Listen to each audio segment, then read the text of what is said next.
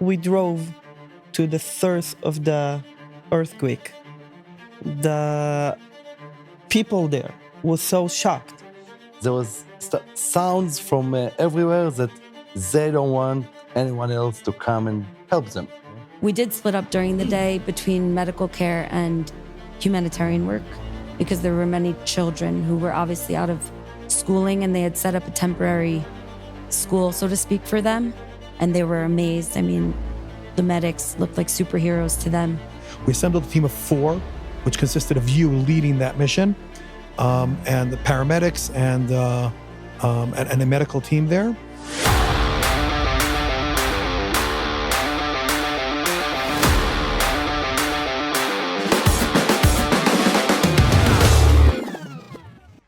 Hi, everyone. I'm Dovie Maisel, Vice President of Operations for United Hatzalah, Israel's largest volunteer EMS service. And I'm Elad Bachar, the head of the medical division.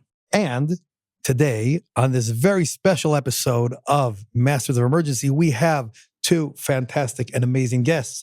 Our number 1 commander, she's the director of our communications department, but that's just the small part. She's a real field commander, and she's been on the podcast before, Linor Attias. Hey. Great to have you back again. Hey. We're all great. I'm so happy to come. And we also have another special guest here, which will share a lot of insight from a very special perspective. We have Marissa Rosenfeld, who is from the digital media team. She's the head of the digital media team, actually. In English, yeah. And the reason she's here today is because on this episode, we will be talking about the earthquake in Morocco and our response. And Marissa wasn't even a medic then yet. She was just in training. But she went as far as part of the mission there, and we'll talk all about that. She went as part of the mission to document the mission, and also, as far as the humanitarian aspects.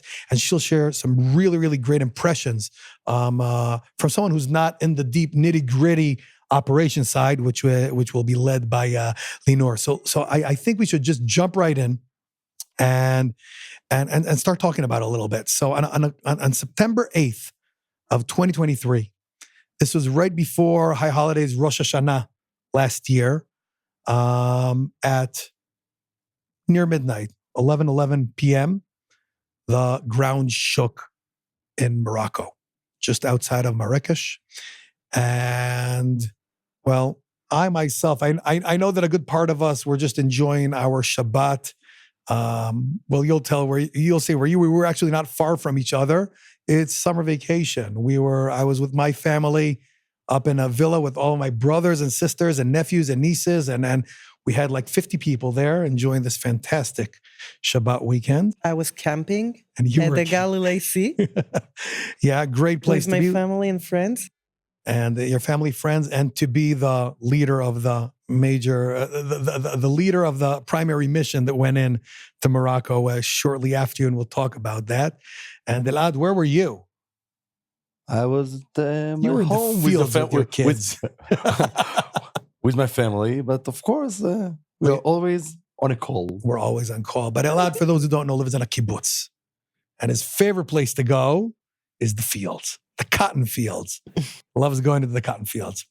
Yeah, My dreams. So when you think about white cotton fields or camping on the Sea of Galilee or just having fun, I was planning my Rosh Hashanah dinner. there you go. And I was going to host people. I was planning a big dinner. Big plans. So other people hosted you, and we'll talk about that. So a little bit about the earthquake itself. A severe earthquake with over 3,000 people that were killed. That widespread damage, actually not in Marrakesh itself, rather in the towns outside of it. And over 100,000 kids and 2.8 million people were affected by this earthquake. And the interesting thing was, I think the earthquake was near midnight, but first reports actually started coming out only around 6:37 a.m. When David, my deputy, called me and interfered my vacation. And for some reason, in general, all disasters or war here always break out Always. on Shabbat. Yeah. on the most restful, peaceful day of the week. We should talk to God. I think it's part of God's sixth sense of humor. Yeah. Or cynicism, as the British would say. Anyway, one way or another, 7 a.m., David calls me, wakes me, says, listen, there was a massive earthquake in Morocco. And I'm okay, give me some data. What's going on? And he's saying we're gathering intel from our different resources, open source, and of course, others that we have there. We're already reaching out. As in Morocco, in Marrakesh, there is a big Jewish community there, which means they immediately started reaching out to our people through friends and whatever. They felt the ground move. They weren't directly hit by it, but they understood something significant was happening. And us, we say, okay, let's figure out what's going on. Let's sort of get a general picture of what was going on. And I remember, getting on the phone. First of all, obviously, when something like this happens, before I get the green light for anything, I got to call our president and founder, Eli Beer, which he knows when I call him on Shabbat, Something he happened. knows something bad happened. So I'm actually already on the way to synagogue, to the temple there, and I'm with my phone and I'm calling Eli and I'm telling him what information we have. And he's like, okay, get more information. I'll speak to whoever we need to speak to and make a decision and start gathering information. So I remember standing in the outside of the synagogue there on the Shabbat morning and having a conference call with Elad and David and starting to create an initial assessment. And we understand that this is big. So I start pressuring Eli. I say, Eli, it's big. We need to be there. There's a big Jewish community there as well. So primarily, we're not always only there for the Jews, but having a presence of a Jewish community plus a large community affected in addition, this is a must go for us, much like Nepal, which we spoke about in the Nepal episode. And at that point, the Moroccans start to say that they don't know about units from outside Morocco to come and help them. There was sounds from everywhere that they don't want anyone else to come and help them. It just was the beginning of it, but yeah, so it was on the table. It was actually interesting that the Moroccan government immediately came out and said publicly, we're not interested in any international assistance from Israel and other places or as no well. one. Yeah, or almost anyone. Eventually, said at the only beginning- two countries. No, they said at the beginning, whoever wants to help, let us know, and we'll give you an answer. They were very smart, by the way, to bring over 26 countries like Turkey had. It's a chaos. It's like another operation the to manage. The challenge of coordinating international Buses, assistance and is buses, food, economy for everyone. It's like crazy. Previous episode. Yeah, exactly. And they were still gathering information what happened and where. It was a very large area that been damaged. A lot of tiny tribes. Yeah, little towns, in little villages. Towns, villages, and tribes who lives at the mountain, the Atlas Mountains. So it's very hard to gather in the information, but it was so smart, Dovie. I remember that you created a small group here in Israel, and everyone had his own responsibility. And you told me.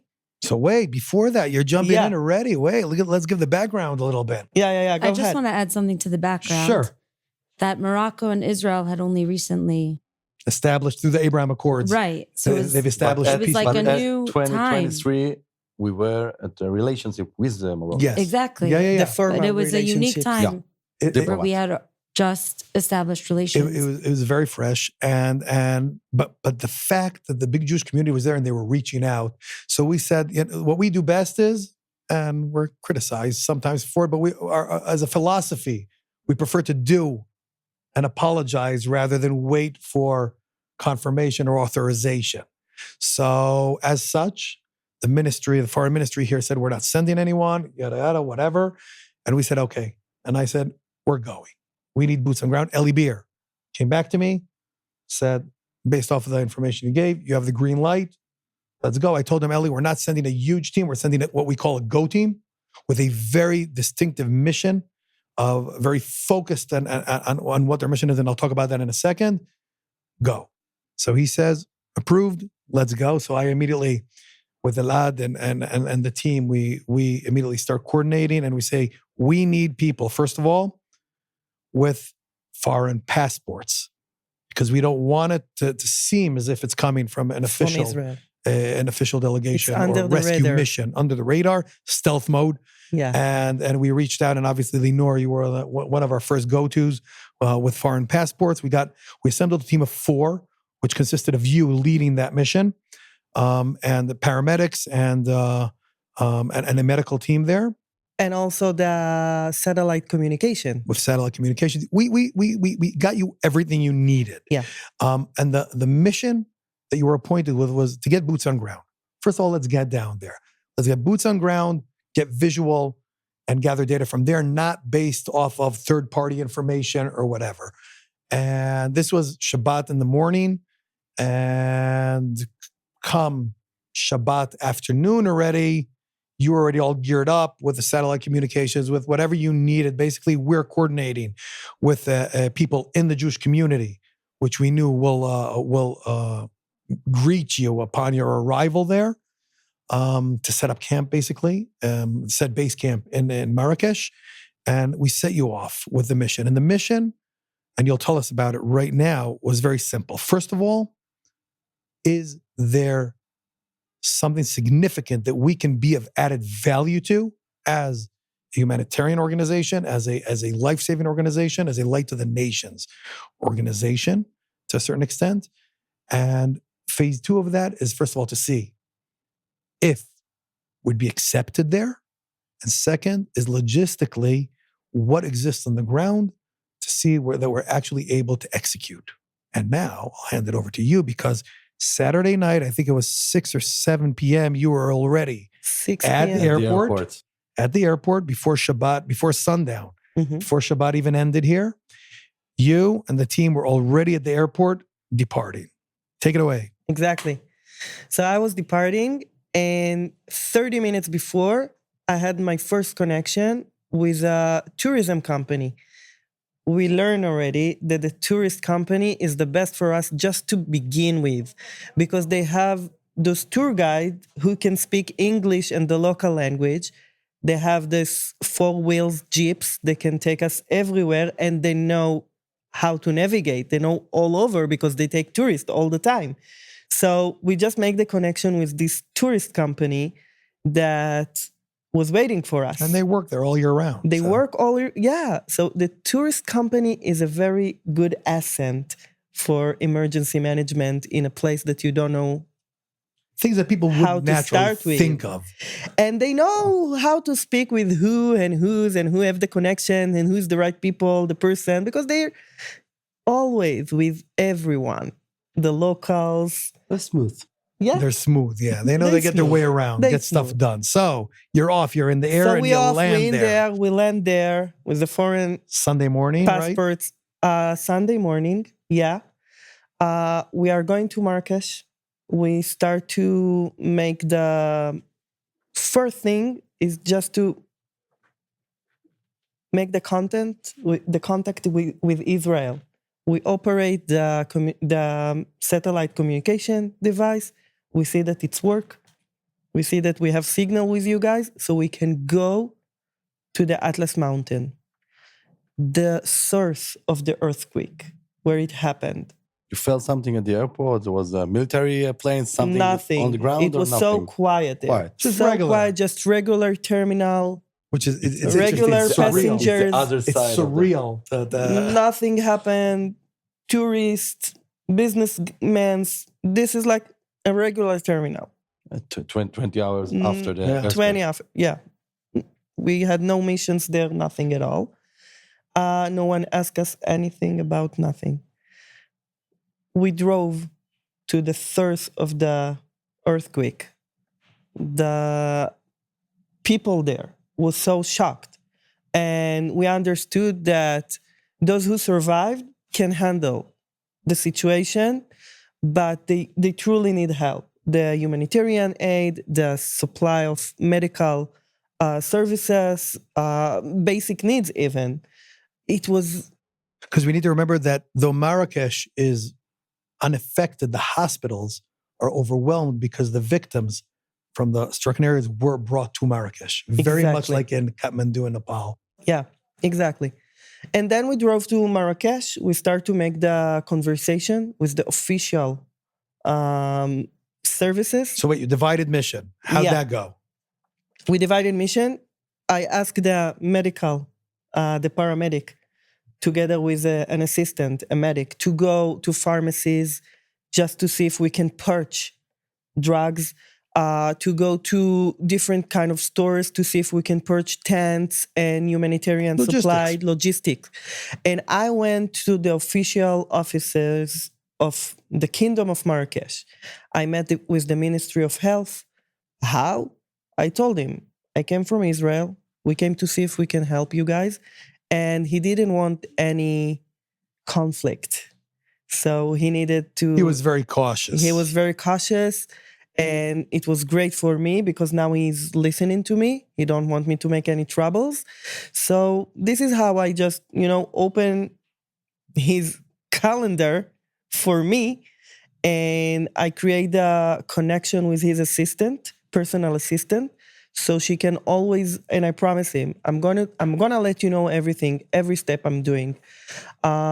He told me that the Ministry of Foreign Affairs, he's the one who need to approve at the Kingdom of Morocco the entrance of any delegation. He's going to support that because if we are willing to do the medical service at the tiny tribes and villages, they really gonna need it. You've got the health minister. You've got the Minister of Foreign Affairs, and the Minister of the Internal Affairs. It's a kingdom. It's so different than democracy. Not your typical democracy. No, it's not a typical democracy. So let me just jump in 1 second there because I wanna get to Marissa also with the main team. So let's talk about what was happening while you were running through the government offices of the kingdom. Back here at HQ, we're assembling a full mission. 16 medical professionals, psychotrauma, you name it, all gearing up here with the equipment, with everything that they need. The doctors for kids, doctor for adults, so everything, they can the know doctors, about the physicians, drugs, and everything. While your mission is to say, do we have medication and logistics, and do we have authorization of entry? And if you remember, we were on that call, and I said, Linor, your cutoff line is 6 p.m. 6 p.m. You put me on pressure. Yeah. I said, you have the full day. You landed 7 a.m. or 6 a.m., I think it was. You have till 6 p.m. to give us an answer because we have 16 people here getting assembled and ready to go. And I just can't have them sitting on their bags waiting. And you were off. So you were coordinating with the government offices and you were coordinating with the team that went for the logistics. So it's now later afternoon. Marissa is already here, geared up and prepared and ready to go. And 5:45, I'm driving you nuts on the phone. Driving you nuts on the phone. Yeah. Remember what I told you? If it's a yes and yes, we are coming. If it's yes and no, we are not coming. If you don't have the logistic solutions, we cannot come. If you don't have the official approval for us to enter, we cannot come. And what happened? We had yes and yes. When? 1 to 6. 5:59. I received the yes and yes. I remember that I just remember yelled. you screaming on the phone. Yeah. We have it. Please come. And yeah, it was a moment that and then Marissa and the whole team here, that's it. Got on the vehicles and headed towards the airport to arrive the next morning by you guys while you were setting up base camp in Marrakesh there. And Marissa, take us a little bit through your side, your experience of, while Linor is still working the grounds there, preparing your arrival and, making sure all the documents are there and gathering and purchasing tens of thousands of dollars of equipment and medication. And drugs. And drugs, yeah. They emptied out literally pharmacies there. I was signed up for that. with the Ministry of Health that I'm going to hold an amount of. Well, we told you. If you like Morocco, you can stay there. You know? No, I'll always become a suspicious on customs all over the world because I start to handle A drug trafficker. Yes. Yeah, anyway, so Marissa. I'll say this is what I love about humanitarian work and the work of United Hatzalah is that obviously it goes well beyond the bounds of countries. And it's this opportunity to enter by hook or by crook, by other documents in order to just be there and to help. And something that was also very interesting about this mission was because of the foreign documents, because of the foreign passport requirement, and because of the language requirements, we had 2 Arabs, which I understood was our first time having Arabs on an international mission. We had in Ukraine as well. Ukraine. We had Okay. in Ukraine on a big mission in But Ukraine. we had an Arab doctor from Dr. Ramleh. Fakhri Dabash, Yes. which, by the way, lives 3 houses down from me. A great Yeah, guy. neighbor. We had a Bedouin Arab. We had someone who was born in Morocco and spoke Moroccan. We had another doctor who had gotten involved with the organization because she was a Russian-Ukrainian speaker and had worked on the Moldovan, Romanian, It's unbelievable. Ukraine That's mission. United Hatzalah volunteers. And We've so, got- yeah, it was really represented the diversity of the organization. And that's something that stuck out to me right away as a storyteller, that it wasn't just the people we were going to, whose lives we were going to document, but also the people who gave of their time, left their jobs in order to be a part of the mission. And the family time. They didn't Yeah, we didn't spend the have Jewish time. holiday. We need to with their understand that this is Rosh Hashanah, the high Yes. holiday of the New Year's, the Jewish New Year's. And all of these people, 20 people in total, left their homes, left work. Needless to say, none of them are getting paid. So, all right, you're landing there. Come on. So we land, and like Linor described, I mean, we had the official documents, but it was just like us and bags. And we were picked up by the local guides. And it was that evening we landed. We woke up in the morning. We got ready at 6. We had like our first briefing, and we all went out together to. What was the mission on the first day? That, Linor, was your job. Sorry. Yes, go ahead.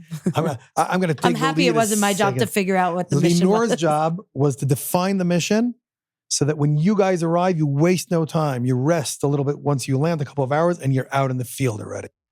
Yeah, but I was just under stress to bring them to the Kingdom of Morocco, which was saying we don't want Israel here at the beginning. And we decided that for me, it was so emotional stress that I cannot longer manage and command the huge delegation. So I just need to hand over So- the delegation and the mission. We brought someone who will lead the mission. And who And- was that? It was Yossi Amal Yossi. who was Who you lead the were camping mission, with and I was camping the day with him before. at the Galilee Sea.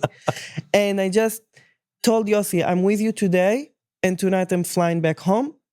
I'm gonna lead you. I'm gonna take you to a village. You will see how we can establish a medic with all of the team, and then the day after, you're gonna split them all over because we want to reach out to so many places as soon as possible. And Let's just make it clear that the mission was, we understood that it's not severe trauma. It's not search and rescue.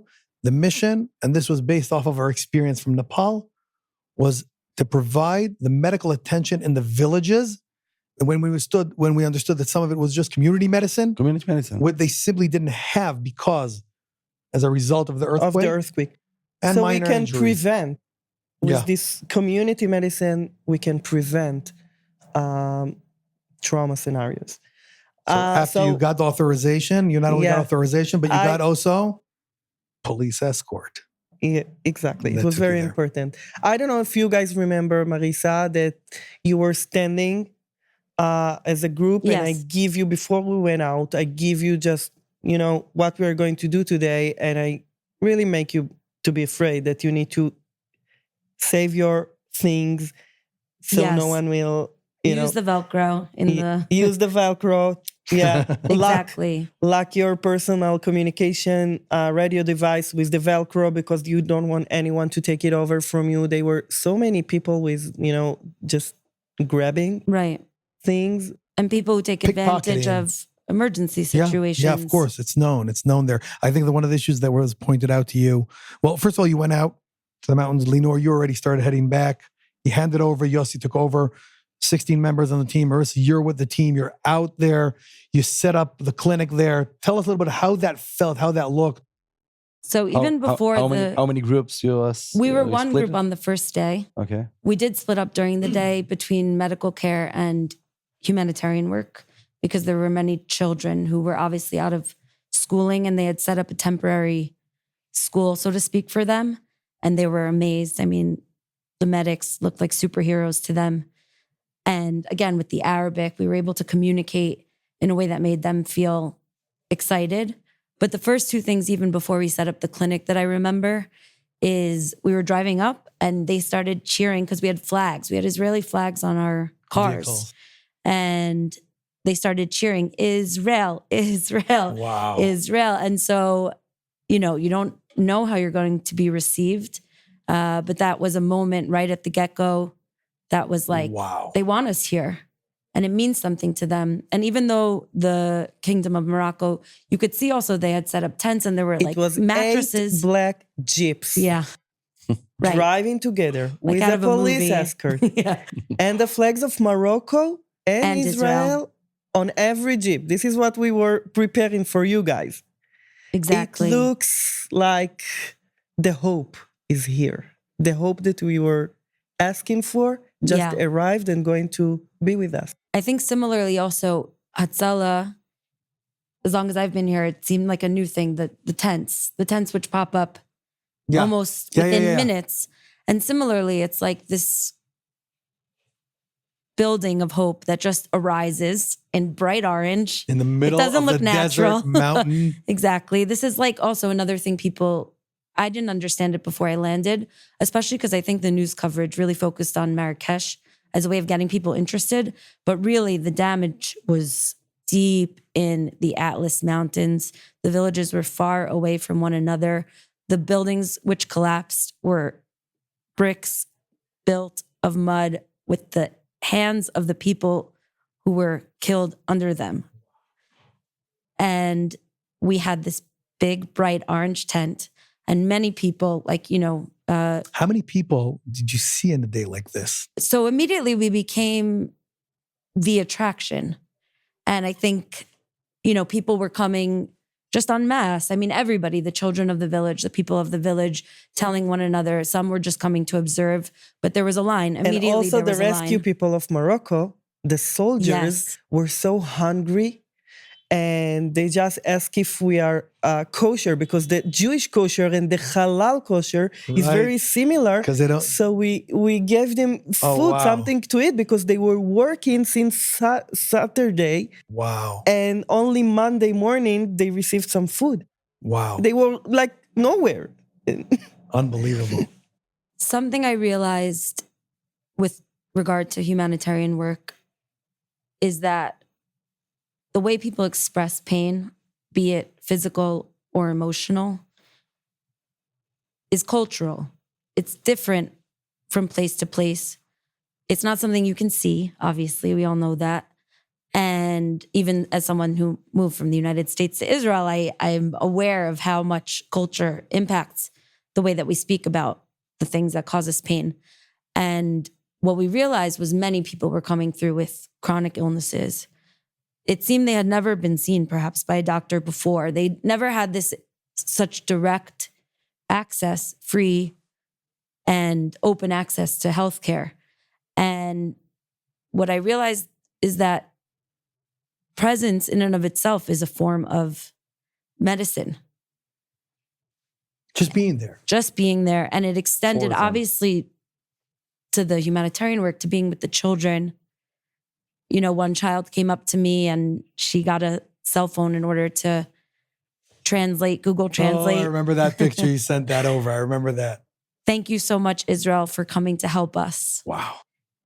And some of the village people through, translators explained to us, it's not every day that something like this happens. It's something that the kids are going to remember for the rest of their lives that you were here. The light of the nation. Yeah. Unbelievable. So before we can go on for hours talking about, but just what I'm trying to present here and bring together is the operational side and the decision making and the very distinct goals of the mission, and on the other side, seeing the impact of once the Go team hands over to the primary mission, when they start working, you work there for the week, doing clinics every day, seeing hundreds of people.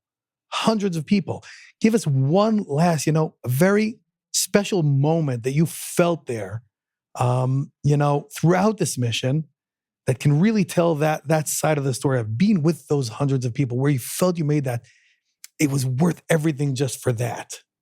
And then I'll take you to an operational point. I want to say an operational point first. All right. Just that it didn't stop. Like every single day, the team and the lead made decisions based on the day before. So, the first day, like we said, we saw probably hundreds of people lining up. It changed the way that we worked the next day. We realized more logistics had to be done. Yeah. And that also improved, obviously, the level of care that we were able to provide. So there was one day where it was the day before Rosh Hashanah, and we went to a village and we set up, I would say, our biggest clinic. And we had figured it out by then. So we had a humanitarian zone where we had the children playing, and we had very distinct counters for each need, so to speak, of which medical conditions might appear. And there was an extremely elderly woman who one of the medics connected with. And she took care of her for 2 hours. Even though there was all of this, we say balagan going on around, organized balagan, she sat with her for, I remember, up to 2 hours, just so present. And in the end, they realized she really did need to be hospitalized.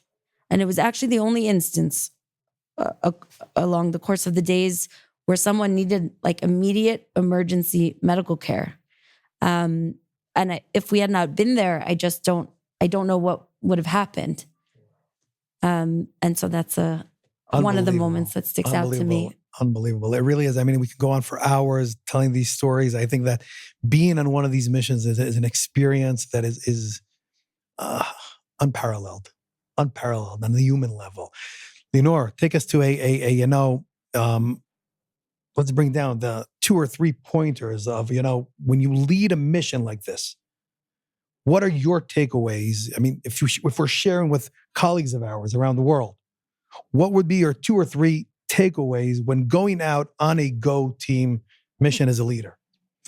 To understand well what your mission is, what you're targeting and aiming to bring from your organization, to be very aware that you have so much interest from the Jewish community, from the locals, from the companies who want just to make money from this disaster, from the government, obviously, from the Israel government. And you need to see how you can answer everyone, but still be so calm and not just go ahead with anyone who's leading you to his interest. And to be so collaborative with everyone, because you don't want to burn We bridges. need to be humble as we come. We want to be very humble. We want to let them know what we can do and what we cannot do. Mm-hmm. It's so important. Very important. The third thing, I think, is that to understand that the connections that you creating as a Go team must be it's a huge asset. When I came back to Israel, Yossi, the commander of the delegation, asked me, "Can you speak with that? Because he's relying on you. He's trust you. He knows you better than I am." And if Yossi asked him something, he wouldn't agree. And suddenly I'm calling him, "Oh yeah, for you, Linor, yeah, sure." Because to open the sky for the Israel delegation meant to be so close to each other. We were in a very intense level of working together that we create the connections together. So it's something that, It's building the infrastructure as you walk in. Yeah, and we need to remain this connections. The way you enter and create the initial connections is what will lead your golden path moving forward. I'll add just one more thing right before we wrap up is I'll quote Eli Beer again, and using the old famous Israeli technology called chutzpah, which is literally not taking that no for the answer. We will get this mission done. We will define it. We will do it. We will make it happen, whatever measures need to be taken. And I think that means that you need to understand what you can say and how you can say it to someone. For example, the ambassador. And what you can't say. Exactly. For example, the ambassador of Israel, you cannot tell her things that she is not allowed to hear, because then she'll obligate to do something about it. But if you're gonna I just want to let you know, I'm not asking your approval because you cannot give me any approval. I just want to let you know that this is what we are doing. Then she can live fine with that. That's exactly the definition of chutzpah. And I think of chutzpah and diplomatic communication. well, subtle chutzpah, but chutzpah. The mission, getting the mission done. Exactly. So first of all, wow. I mean, we could go on. I really want to thank Linor again and Marissa. Thank you. Not only for coming here today, but more than that is performing this mission.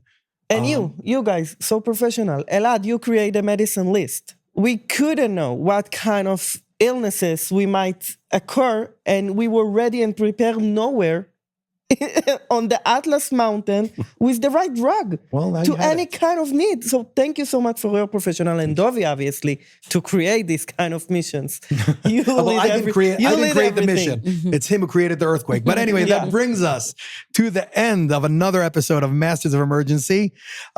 We hope you gained some lessons learned here. We hope it was interesting. We hope you got a deeper look, first of all, into the personal level and experience of just some of these amazing people that actually go out there to the places where everybody runs from, they run to. If you enjoyed this episode, please share it with your friends, community, and of course, like us on social media so we can get this word out to everyone. And on the next episode, we'll be talking about additional international aid missions. And until then, just remember, practice, lessons learned from mission to mission, from day to day, from action to action, and stay safe out there. So thank you, everybody, once again, for everything that you do. And we'll see you on the next episode of Masters of Emergency.